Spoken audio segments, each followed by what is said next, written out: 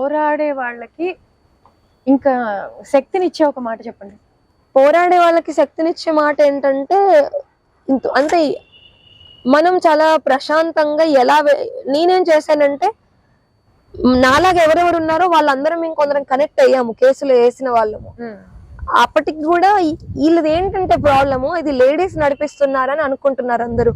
Ladies gents ఇద్దరు కలిసి నడిపిస్తున్నారు. ఇందులో రకరకాల లొసుగులు ఉన్నాయి, రేప్ కేసులు ఉన్నాయి. ఎవడైతే బాబా అంటున్నారో లేదా బ్రహ్మకుమారిస్ లో ఉన్న సీనియర్స్ అయినా కొన్ని ఫైనాన్షియల్ రిలేటెడ్ గా వీళ్ళు చేసిన అవి ఉన్నాయి, ఏమంటారు స్కామ్ లాంటి. అంటే వీళ్ళు కరెక్ట్ ఫైనాన్షియల్ క్లారిటీగా గవర్నమెంట్ చూపించినవి కూడా ఉన్నాయి.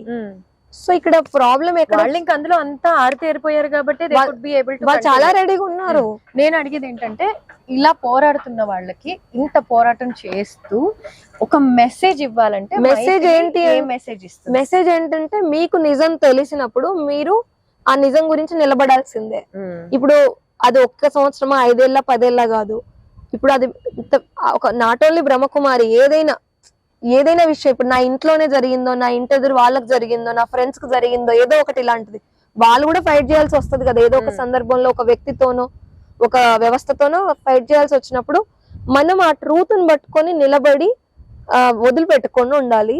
ఎట్ ద సేమ్ టైం మనం ఆవేశపడకుండా తెలివిగా వాటి ప్రూఫ్ల్ని ఇది చేసుకోవడము, మన వంతైన అవేర్నెస్ ఇస్తూ వెళ్ళడం. లీగల్ గా ఏంటంటే ప్రూఫ్లే పనిచేస్తాయి. లీగల్ గా మన పైకి కేసులు రాకుండా శాంతియుతంగానే వెళ్ళాలి.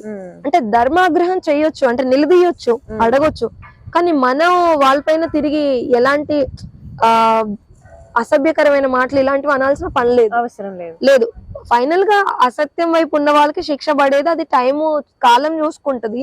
ఇప్పుడు నేనైతే ఇదే చెప్తాను, నిరాశ వస్తుంది, అధైర్యం రాకుండా ఉండాలి. నేను ధైర్యంగా ఉన్నాను కానీ అధైర్యపడలేదు. బట్ నిరాశకు లోనైనప్పుడల్లా నాకు ఇప్పుడు రీసా కానివ్వండి, ఇంకా వేరే వాళ్ళు ఉన్నారు కదా, మా ఆయన సపోర్ట్ చేశారు. ఎట్ ద సేమ్ టైం నేను నిరాశ పడితే కాసేపటికి నాకు మళ్ళీ అన్ని గుర్తుకొచ్చేవి. అందులో ఉన్నప్పుడు అందులో ఉన్న వాళ్ళు ఎలా ఉన్నారు, బయటకు వచ్చాక ఎలా అయ్యారు, ఎన్ని ఫ్యామిలీస్ కొలాప్స్ అయినాయి.